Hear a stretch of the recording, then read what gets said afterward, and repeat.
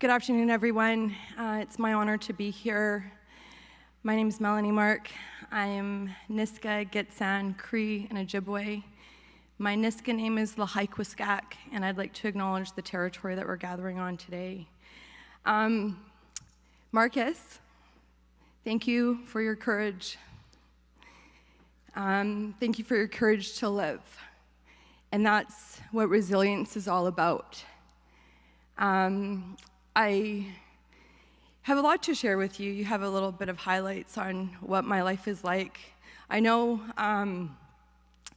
there have been times in my life people have often looked at me with look at you, you've grown up with privilege and a silver spoon.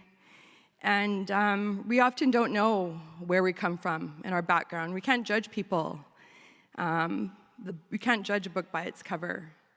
So I'm going to be talking about fairness, and then I'm going to talk about rights, and what I'm doing with you, what we're doing together to make change. And then I have a call to action. But before I get to the call to action, I want to share a little bit about, I would say, the first 20 years of unfairness. Growing up in the projects with a single mom meant that my dad left us. And my mom actually left because my dad used to beat her up. And I spent most of my childhood taking care of my siblings and cleaning the house. And I'm the Minister for Advanced Education, Skills, and Training, but there were never books in my house. Education wasn't important. When you're poor, you're just living. You're hustling. You're going from one place to the next. My mom worked in the fisheries, cleaning fish down in East Van, down by New Brighton Park. And alcohol was a part of our life. My mom was an alcoholic. And for those of you that ever saw the movie Mummy Dearest, that was my childhood experience. Sexual abuse, I was abused by 3 different individuals before I was 10. And so these are all statistics you're familiar with. You're familiar with these stories. And I believe strongly that it is our birthright to grow up protected. It is our birthright to be safe. So I spent most of my childhood living, breathing unfairness, asking, why me? Why me, God? What did I do to deserve this? Why did my dad leave? Why are we poor? Why am I being bullied at school every day because I'm an Indian? Because I'm a chug, because I'm a wagon burner. And when you live with that type of experience, do you have any idea what options are available to you? Any idea? You learn how to fight. You learn how to defend yourself. You learn to go to school and fight. And I got into a lot of fights as a teenager. I spent a lot of time, I know Biff Naked's going to speak with us, and she talked in the green room about her big mouth. I had a big mouth my whole life. I've always had a big mouth. Anytime I saw unfairness, anytime I saw bullying, I took my big mouth and stepped in and said, now it's 5-on-2. But I guess where I want to start with is really emphasizing the idea of unfairness. The examples that I gave you is nothing like what my daughter's experience is like. They're not experiencing the same injustice and unfairness. But it doesn't mean things have changed or are that much better in 2018, so there's a lot of work to do, and I'll be getting to the calls to action. So I want to talk about trauma a little bit, because I mentioned growing up in East Van. When I was 12, my brother was killed. He was run over by a semi-trailer, an 18-wheel semi-trailer at Hastings and Cassiar. And my mom was there, and I was there, my brothers were there. And it was one of the most traumatic days of my life, when not only my heart was broken, because no one tells you when you're a teenager what to do with the loss of your loved one, but after everyone came and prayed and brought food, they left me home with a drug addict who had a broken heart. And there wasn't any help. There wasn't anyone there to help my mom with her broken heart. But someone offered her drugs, and she moved from being an alcoholic to now being addicted to drugs. And in no time, I was kicked out of the house because I was mouthy, and I didn't like her boyfriends. And I was sick and tired of looking after the kids and cleaning the house, that I got kicked out. And that's when everything fell apart. My brothers ended up in foster care, moving from one place to the next, some living with aunties, two of them were together, one sister went to go live with her dad. And as a teenager, that's when I started interacting with MCFD. It's when I had my first engagement with MCFD and social workers and what their jobs were. And my mom being clean and sober, taking the tests, doing the programs, but I didn't really see them helping her. I didn't really found that the system helped my mom. I don't think anyone really got to the core of why my mom had a broken heart. And so I really commend all of you that are trauma-informed and do the work in a trauma-informed way, because I think we have to go to that frame. We have to understand the impact of those blows to your heart and what it does. And not all of us have the strength to fight back. Blow after blow after blow of domestic violence, all the forms of violence can break you down. And so I'm going to get to the call to action. But I just wanted to share with you what my childhood looked like. Kicked out, in foster care, moved from place to place, and then I landed in Ladysmith with my aunt and uncle, who are Christians, and they have 6 children. And they had 2 expectations of me: go to school and go to church. So I went to school and took an interest in rugby. I'd never heard of rugby before. It wasn't a round ball, it wasn't a football, it was something in between. And in practice, I had learned that all you've got to do is take the ball and run like hell to get across the finish line. And if anyone stands in your way, you can knock them out. It was a very foreign concept to me that this was legal and that I wasn't going to spend my time by the principal's office, but I get to go kick ass on the field. So guess what? I excelled. I took all of that broken heart, all of that letdown, all of that rage, and I took that ball and I ran like hell. But I also, if anyone stood in the way of hurting my players, because that's the other thing you learn when you're from the East Side, you protect the people that you love. You stand side by side, and I know this is the culture in the downtown East Side. We got each other's back.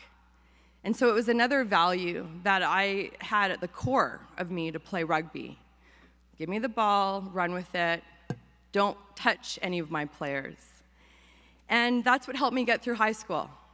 I went to 5 different elementary schools. I went to McQuina Annex, Thunderbird, Beaconsfield, Laura Secord, and I can't remember the 5th one. I went to Van Tech, Tupper, McNair, Keithlin, Burnaby South, and finally graduated from Ladysmith High School, the first person in my family to graduate from high school.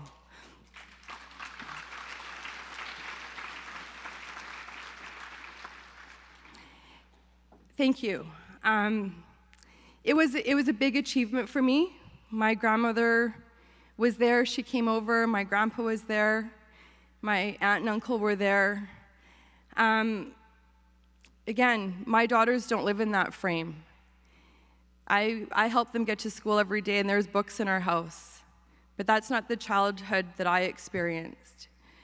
So going to school and graduating was a big achievement for me. And then I made my way over to Malaspina College, which is now Vancouver Island University. And the way it works is if you're First Nations, our band had reached out and said, you know, you've got the grades, you can make it to university if you want. And I wanted to be a PE teacher so I could be cool like my rugby coach. So I could wear shorts every day.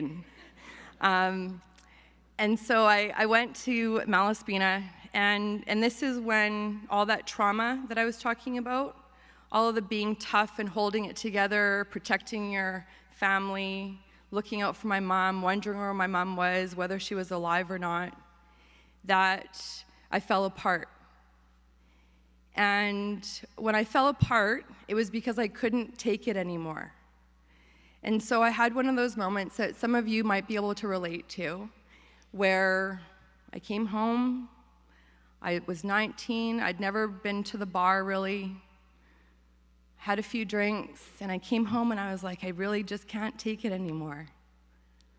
So I took a bottle of extra strength Tylenol pills, all 75 of them, and I phoned my aunt and said, thanks for everything, thanks for being there, but I can't take it anymore.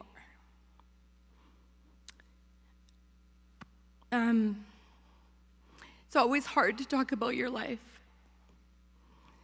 But I'm here because the Creator said, your heart, there's something there for you. There's something that you need to do with your life. And we don't know what it is yet.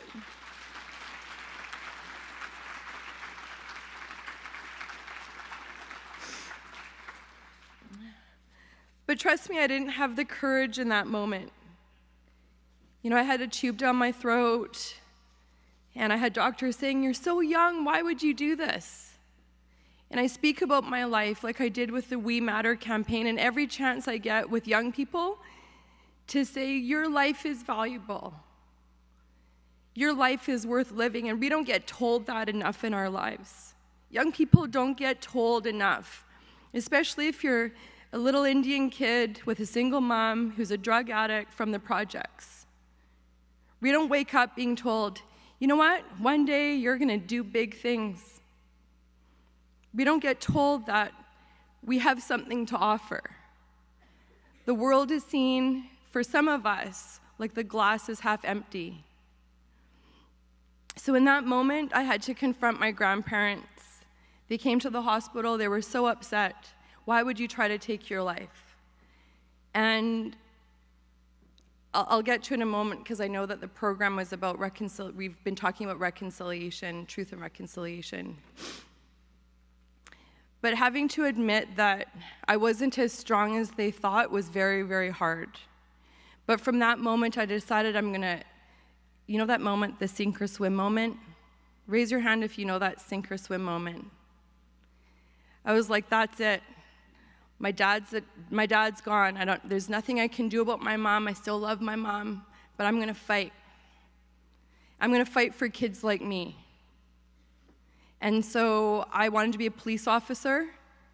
I studied criminology. I went to Native Education College, and I studied criminology with the hopes of being a cop who would then I watched Law and Order. Do you guys watch Law and Order? Special Victims Unit. Okay, I was gonna be the cop that goes in and saves the kids, right? That was my goal. Because when we talk about fairness, none of the people that abused me ever got convicted. None of the people that abused me saw a day in court. And I live with those scars. But living was a part of my determination. I apologize, I think this is a mostly adult-centered room. I wasn't gonna let those bastards beat me down. And because the abuse took so much of my first 20 years of my life, the trauma consumed so much of my life, that into my adult years, the fighting back was like, I'm gonna learn to love myself. And so I wanna talk a little bit about counseling and therapy. You don't have to raise your hand, but I went to therapy. And I tried to unravel the layers of my childhood. And when I was going to school, I learned about residential school, and I felt betrayed going back to justice. I felt betrayed that no one told me what happened to Native people in this country. And then by the time I found out, it was too late. My grandparents went to Elk Lake, Brandon, and St. Michael's residential schools. And my grandfather from my Gitsan side didn't go to residential school because the Mark family hid him from Indian agents when he was 10 years old in the village of Kitsagukla. I felt betrayed, not only my whole childhood being denied the truth about what happened in Canada, but that it happened to my family. Again, going back to the layers of trauma and understanding how trauma hits us. So I'm going to fast forward a little bit because I gave you the first 20 years. You heard a little bit about the things that I wanted to do. I wanted to be a police officer. That didn't work out so well. I was a summer student with the RCMP. I loved the job, but I was too mouthy. I don't know if I come across that way. It's not deliberate, but this idea of justice is something true to my core. And I enjoyed my experience in a uniform, driving a Suburban up in Hazelton, but I just have a different idea of justice. And when I applied for the police department, they wouldn't accept my application. My mom was a drug addict on the downtown east side, addicted to crack, and living out of the Balmoral and many of the SROs, and out of a shopping cart. And they said, we're not sure if you have, what are you gonna do if you have to confront one of your family members? Well, I'm obviously not gonna arrest my mom. So that was my end of my policing dream. I graduated from Douglas College with a criminology diploma. I played rugby for 2 years, and my career ended dislocating my shoulder. But I really want to emphasize the power of sport. Rugby had a big impact on my life. Taught me a lot about teamwork, gave me self-confidence, something that I didn't get a lot of in school. My rugby coach told me that I had tenacity. And, when you're in grade 11 and you're going to school, I'm thinking, tenacity? Am I in trouble again? It sounded like mouthy. I don't know. So rugby had a big impact on my life. Gave me a sense of belonging, a place to go, people that cared about you, a family that I didn't have. And in the end, dislocating my shoulder ended a bit of the dream, but I'm still, living the dream. My daughter played her first rugby game this week, right? It all comes back. It all comes around. But I emphasize the power of us having balance in how we deal with our trauma and how we work through our recovery. For me, it was anger management. For me, it was self-esteem. For me, it was getting to the core of it's not me. I was a kid. And that's why my advocacy for children is so powerful. I believe children have the right to grow up with their parents. They have a right to know who they are and where they come from. They have a right to belonging. And that's not what I saw when my brothers were in care. My brothers were eating off the floor like dogs. And when I say that, do I sound angry? I was damn right angry. You guys took the ministry took my brothers from my mom because she had a broken heart, put them in a home where they got to eat like dogs. I don't get it. And it's no different than the narrative about residential school. My grandparents, they had amazing parents. Our villages were efficient and healthy.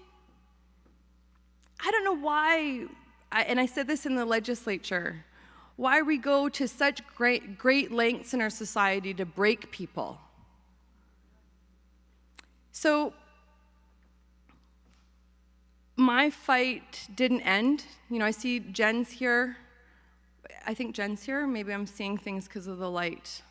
But we had a practicum student in my MLA office who studies child and youth care, and she's at Urban Native Youth Association now. I have so much respect for you that work the front lines. Thank you. Thank you for everything that you do.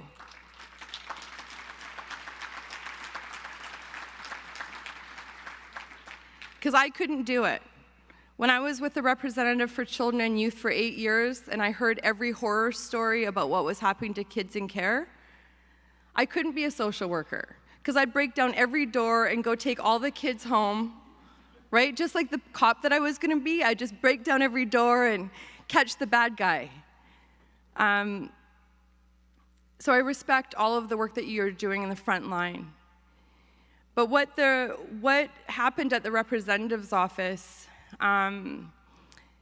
was I got tired. I got tired of going to work every day trying to fight the fight. Are you guys tired of going to work every day trying to fight the fight? It's tiring. I've been fighting my whole life. And the reason why I got into politics was to make people's lives better. That's it. There's a sign in our office. Christina's here with me, my staff. There's a sign in our office that says, make people's lives better. It shouldn't be so hard. It doesn't have to be so hard if we can see the glass half full. So again, thank you, Marcus, for your courage. Thank you for your resilience. Thank you having the guts to go back to school and get an education, because guess what? You've got it. You've got what it takes.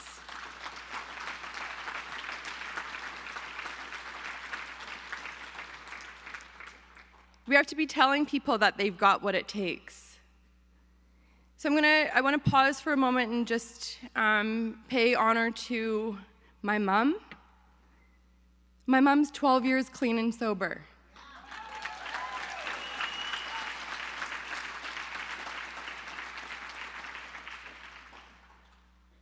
And she had a broken heart. She still has a broken heart.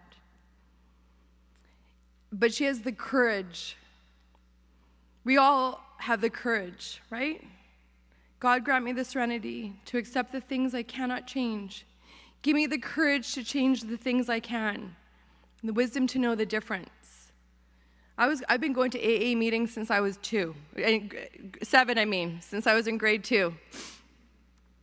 But the power of recovery and how we find that, where we find that. My mom sobered up on my 30th birthday.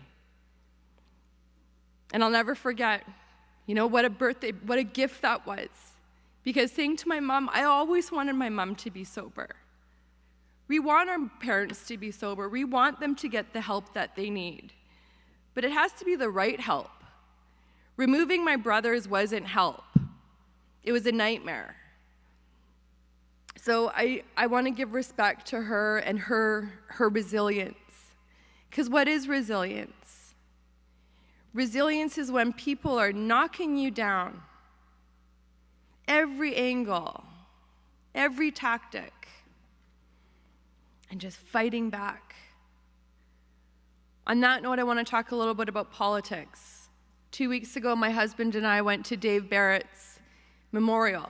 He was the first NDP premier to serve in this province. And he fought. He wanted to fight for justice. That's why I got into politics, was to fight for justice. It's kind of a weird job. You have to knock on doors to strangers and ask people to vote for you. But I love it. I love my job. I love the opportunity to have one of 87 seats in the legislature to fight for people and stand up for people. That's why I got into politics, to stand up for people's rights. Because there was a time Natives couldn't vote, women couldn't vote, and therefore all of these issues that are important to us don't get discussed in the legislature. But the reason why I mentioned Dave Barrett is because he once said, just smile at the bastards, they hate it.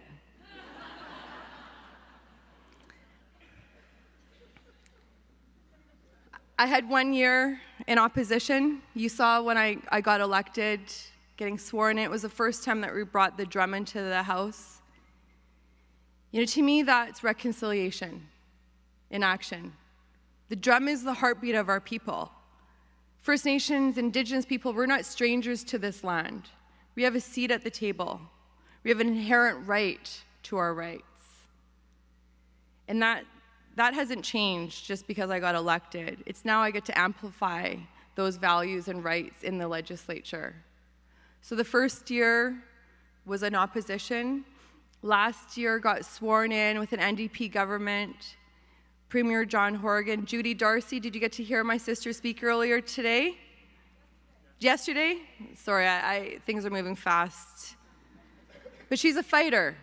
Our government's fighting to have a minister devoted, right, every day to look at mental health and addiction. We have a minister devoted to look at poverty reduction, because guess what? Poverty sucks, right? I don't have much time. My staff's telling me to wrap it up. But I want to leave with being the Minister for Advanced Education, Skills, and Training.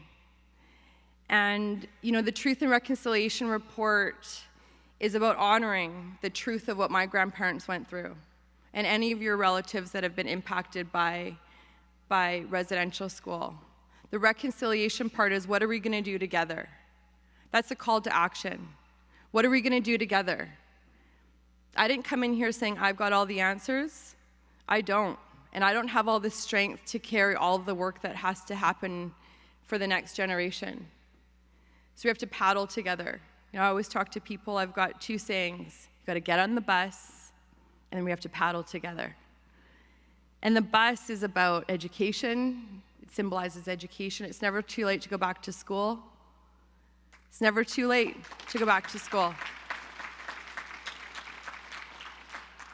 Our government, one of the first things that I was able to do was make adult basic education and English language learning programs free again, right?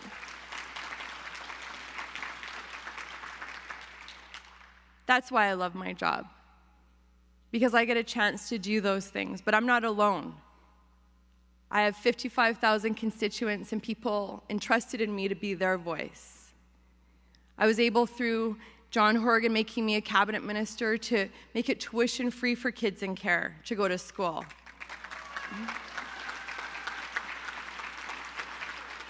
The first time ever in this province has it been a program for kids in care, because I believe the Marcuses of the world have every right to thrive.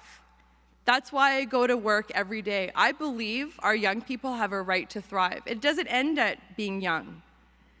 I think our society should be thriving.